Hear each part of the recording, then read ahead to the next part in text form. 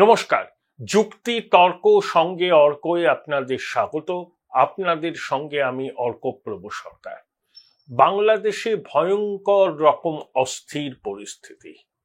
ঢাকার লাগোয়া বিভিন্ন ক্যান্টনমেন্ট থেকে সেনাদের রাজধানী ঢাকায় নিয়ে আসা হচ্ছে।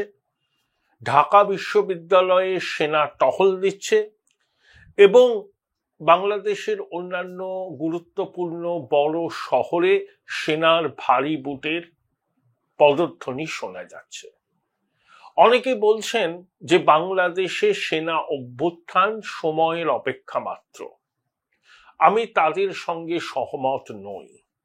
সেনা কোনো অবস্থাতেই বাংলাদেশের শাসনভার নিজেদের হাতে তুলে নেবে না, কারণ সেনা শাসন হলে আন্তর্জাতিক স্তরে বাংলাদেশ সেনাবাহিনীকে নানাবিধ প্রশ্নের মুখোমুখি হতে হবে। তাই সেনাপ্রধান ওয়াকারুজ্জামান প্রত্যক্ষভাবে বাংলাদেশের শাসনভার হাতে তুলে নেবেন না বলেই আমার মনে হয়।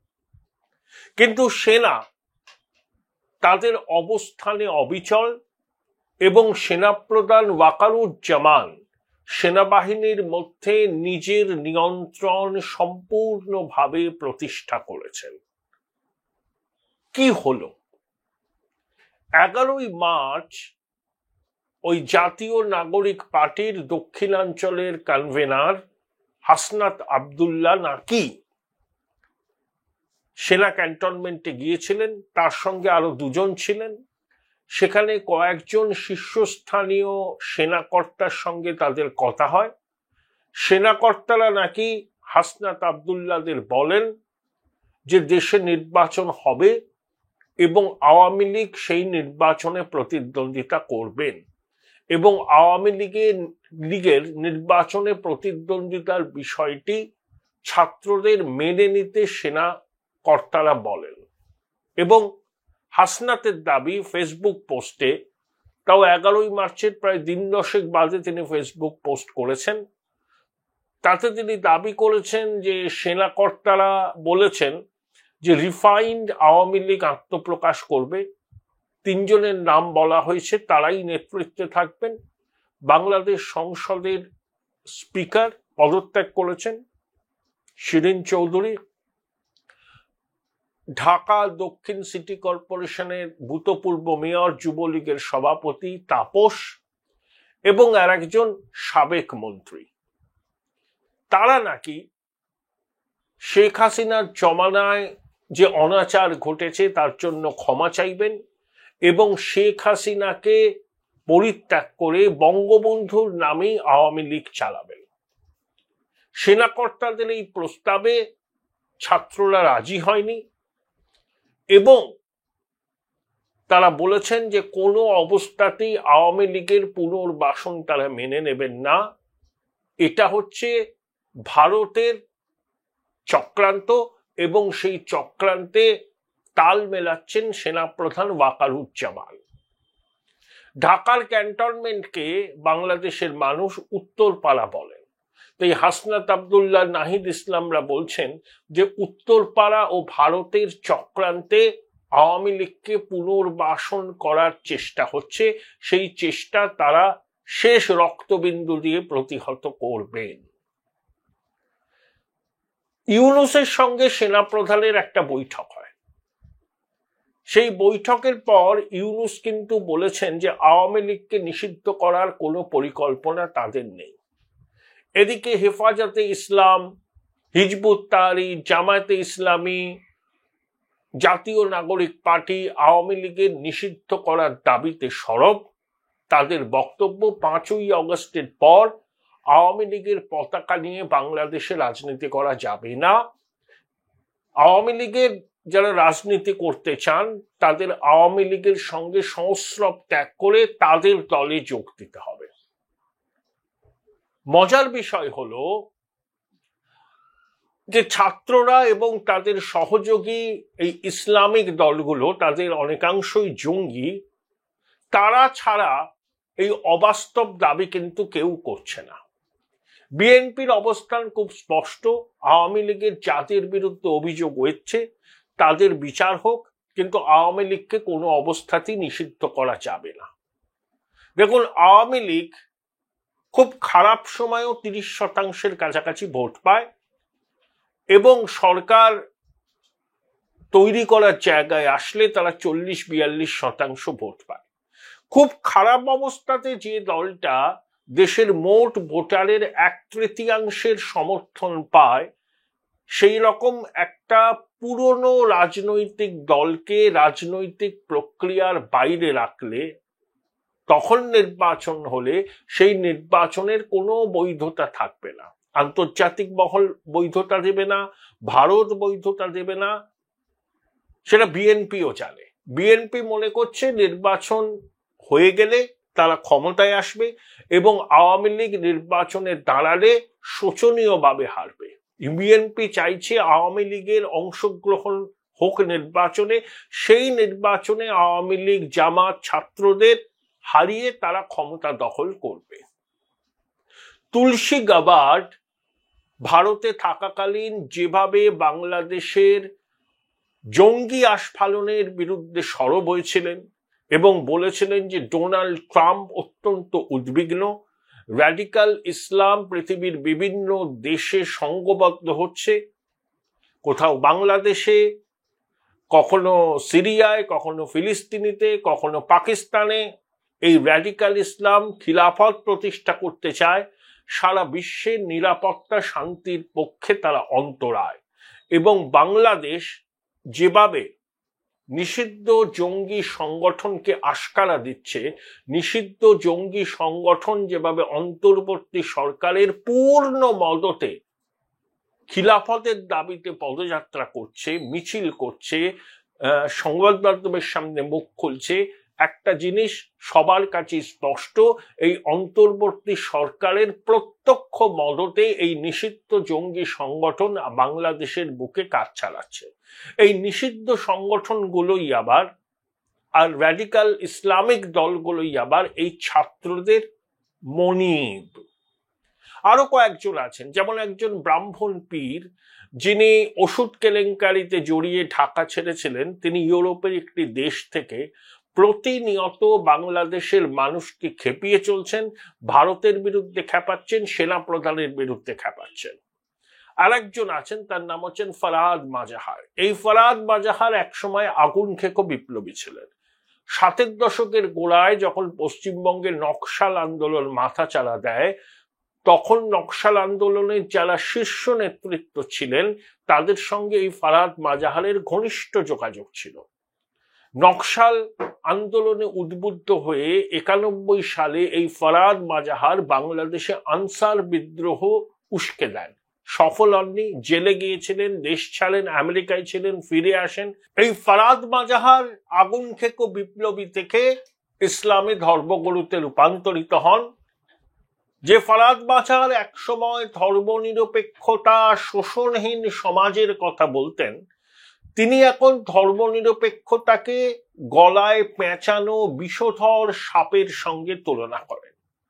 এই ফরহাদ মাজাহার ওষুধ কেলেঙ্কারিতে অভিযুক্ত ব্রাহ্মণ পীর, আরো 2-3 জন আছেন, এবং ওই জঙ্গিদের ধর্মপিতা আসিফ নজরুল, এরা ছাত্রদের নাচাচ্ছেন নিজেদের এজেন্ডাকে ফুলফিল করতে।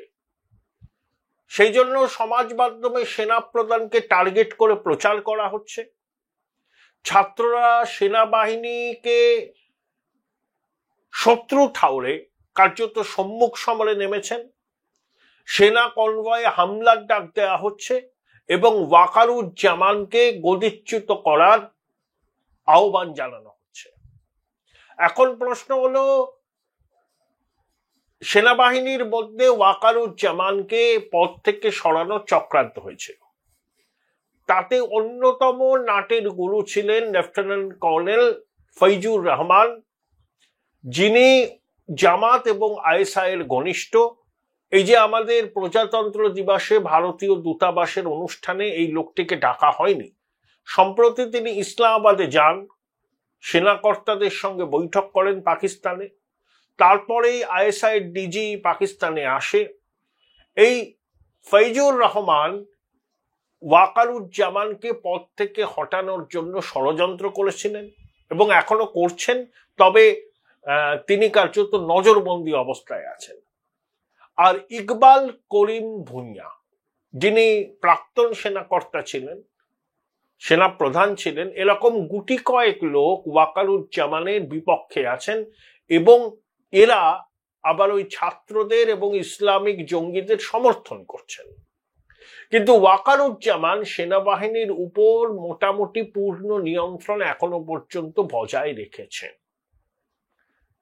দেখুন, আওয়ামী লীগ ছাড়া বাংলাদেশে নির্বাচন হবে না, সেই নির্বাচন বৈধতা পাবে না। এত ভয় কিসের আওয়ামী লীগকে? আওয়ামী লীগ যদি স্বৈরাচারের দোষর হয়, তারা যদি মানবতার বিরুদ্ধে অপরাধে অভিযুক্ত হয়, দেশের মানুষ নির্বাচনের মাধ্যমে আওয়ামী লীগের কবর রচনা করবেন। সুস্থ নিরপেক্ষ অবাধ নির্বাচন হলে মানুষ ভোট দিয়ে যদি আওয়ামী লীগকে নির্বাচনে পাঠিয়ে দেয়, তাহলে আওয়ামী লীগ আর কোনোদিন ঘুরে দাঁড়াতে পারবে না। ছাত্রদের জনগণের রায় নিতে এত ভয় কেন? ভয় একটাই কারণে, তারা জানে নির্বাচনে তাদের জন্য শোচনীয় ফলাফল অপেক্ষা করে আছে।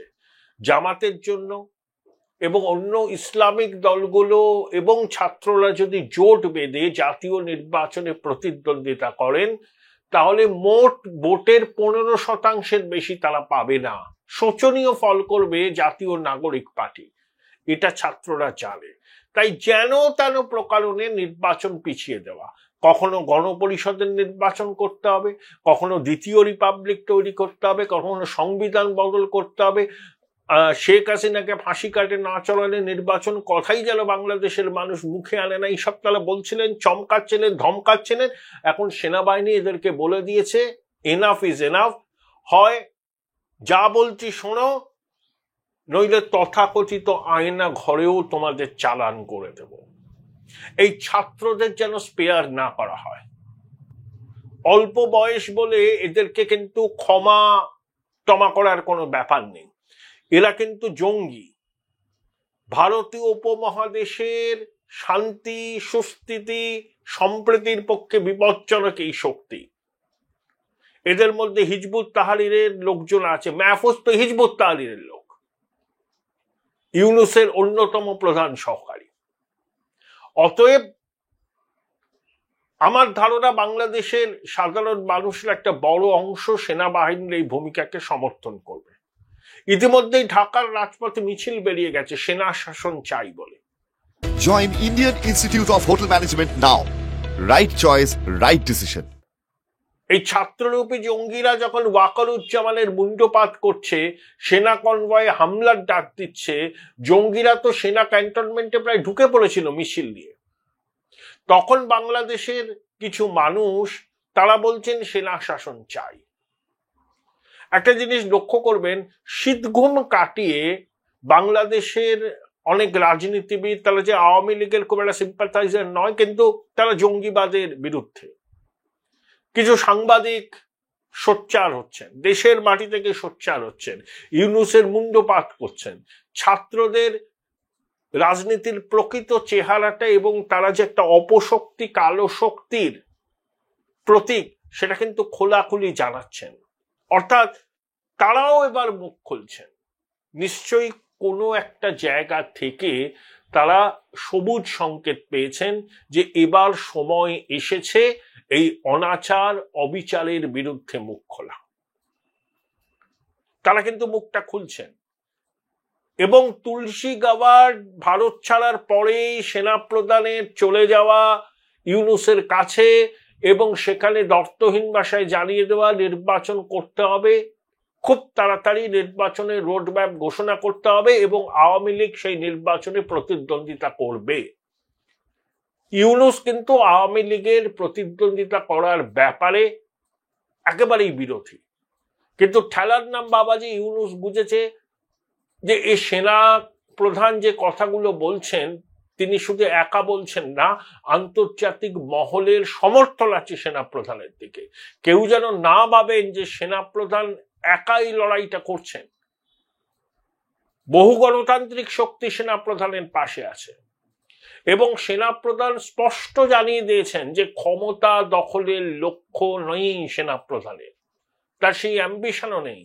যা হয়েছে সেটাকে তিনি বলেছেন we had enough, it should come to an end.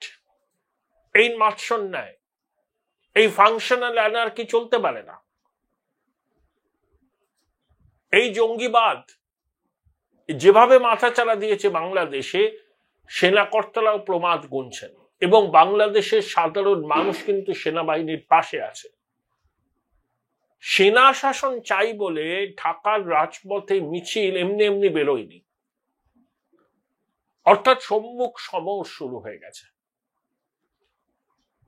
এই যে তথাকথিত ছাত্ররূপী এই জঙ্গিরা, মাদ্রাসা শিক্ষায় শিক্ষিত মস্তিষ্কবর্তী ঘৃণা, এদের পরিণতি কিন্তু খুব করুণ হবে। খুব বাড়াবাড়ি করলে সেনা প্রথমে এদেরকে ভালোভাবে বলবে যে সুধার যাও। যদি তারা সেনা বিরোধী হুঙ্কার ছাড়তে থাকেন তবে ওই তথাকথিত আয়না ঘরেই এদের চালান করা হবে। কোনো দয়া এদের প্রতি দেখানো উচিত নয়।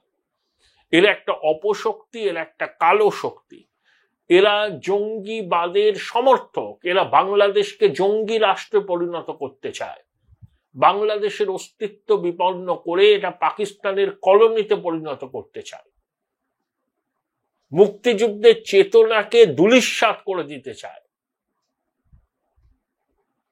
এদের কাছে ৭১ সালের গুরুত্ব নেই। এরা ৭১ সালে বাংলাদেশের স্বাধীনতা মুক্তিযুদ্ধকে মানে না। এরা তাই জুলাই অগাস্ট গণ অভ্যুত্থানকেই বলছে স্বাধীনতা। এই অপশক্তি কালো শক্তির বিরুদ্ধে বাংলাদেশের মানুষের একটা বড় অংশ এবার কিন্তু নামবেন এবং সেনা তাদের অভয় দিচ্ছে। আমরা গণতান্ত্রিক দেশে থাকি, আমরা কখনো সেনা শাসন চাই না। আর আমাদের এই বিশাল দেশে সেনাবাহিনী কখনোই এইসব রাজনৈতিক ব্যাপারে হস্তক্ষেপ করেনি। ভারতবর্ষে সরকার এসছে, পরিবর্তন হয়েছে, ভেঙে গেছে মাঝে সরকার, জরুরি অবস্থা হয়েছে, কোয়ালিশন পলিটিক্স হয়েছে, অস্থিরতা হয়েছে, বহিঃশত্রু চ্যালেঞ্জের মুখে আমরা পড়েছি। কখনো সেনাবাহিনী ক্ষমতা দখল করেনি।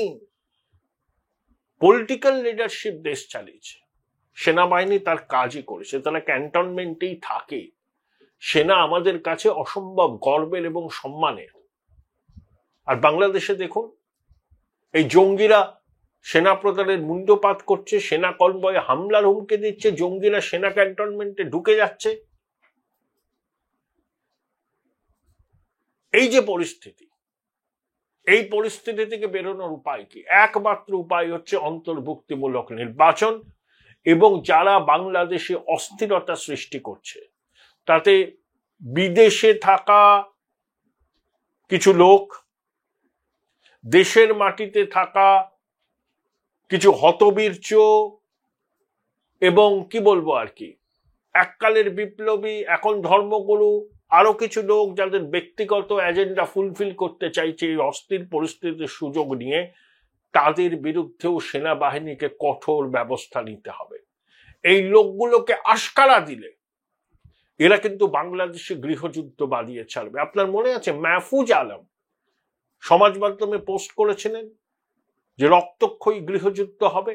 পরিকল্পনাটা কিন্তু এটাই ছিল, গৃহযুদ্ধ, সশস্ত্র সংগ্রাম। একদিকে জঙ্গি জিহাদিরা যারা বাংলাদেশের স্বাধীনতা, অস্তিত্ব, মুক্তিযুদ্ধ, ধর্মনিরপেক্ষ চেতনাকে মুছে দিতে চায়, আর একদিকে স্বাধীনতার পক্ষের শক্তি, মুক্তিযুদ্ধের পক্ষের শক্তি এবং দেশপ্রেমিক সেনাবাহিনী।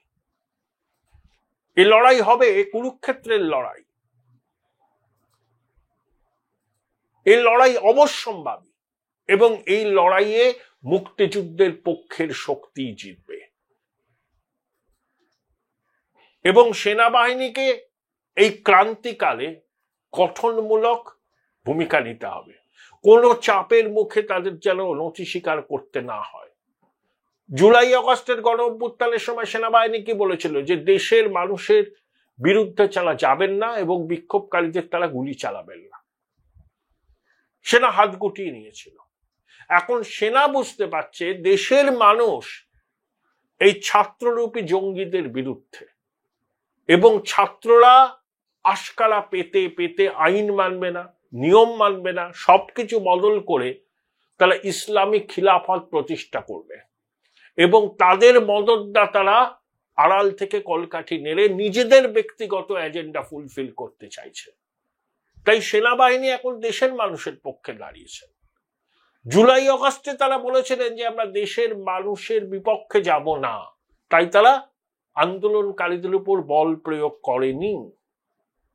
আবার এই সেনাবাহিনী শেখ হাসিনাকে সেফ প্যাসেজ দিয়ে ভারতে পাঠিয়েছিল।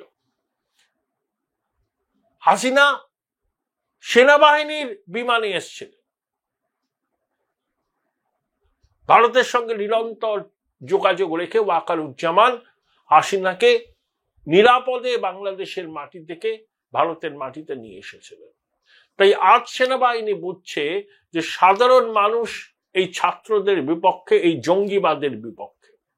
তাই সেনাবাহিনী তাদের অবস্থান স্পষ্ট করেছে এবং অবশ্যই বিশ্বের বড় বড় শক্তির সেনাবাহিনীর পিছনে আছে, আমেরিকা আছে, ভারত আছে, কোনো সন্দেহ নেই, এটা নিয়ে কোনো ঢাকঢাক গুড়গুড়ের ব্যাপার নেই। আমরা অন্তর্ভুক্তিমূলক নির্বাচন চাই, অবাধ, সুষ্ঠু, শান্তিপূর্ণ, আন্তর্জাতিক পর্যবেক্ষকরা থাকবেন এবং সেনা যদি আইন শৃঙ্খলা পরিস্থিতি মোকাবিলা করতে না পারে তাহলে বাংলাদেশের সেনার পাশাপাশি আন্তর্জাতিক সেনাবাহিনীও মোতায়েন হবে, যাতে প্রত্যেক বাংলাদেশের মানুষ তাদের গণতান্ত্রিক অধিকার নির্ভয়ে প্রয়োগ করতে পারে।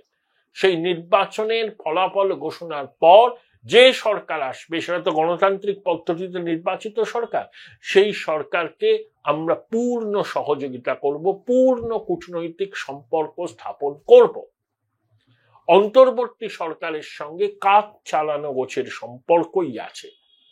পূর্ণ কূটনৈতিক সম্পর্ক তখনই হবে যখন নির্বাচনের মাধ্যমে একটা সরকার হবে। সেই নির্বাচনে আওয়ামী লীগ যদি পর্যুদস্ত হয়ে যাবে, অন্য দল আসবে ক্ষমতায়, আমাদের সঙ্গে সম্পর্ক থাকবে। কিন্তু আওয়ামী লীগকে বাদ দিয়ে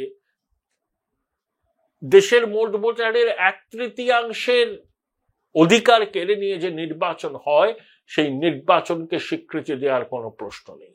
সেনাপ্রধান আন্তর্জাতিক মতকে গুরুত্ব দিয়ে নিজের অবস্থান ঠিক করেছেন, এখনো পর্যন্ত নিজের অবস্থানে দৃঢ়ভাবে দাঁড়িয়ে আছেন। এবং এটাও বলে দিই, এই ছাত্ররূপী জঙ্গিরা যদি বাড়াবাড়ি করে তাহলে তাদের পরিণতি অত্যন্ত করুণ হবে, এই কথাটা তারা যেন বুঝে নেয়।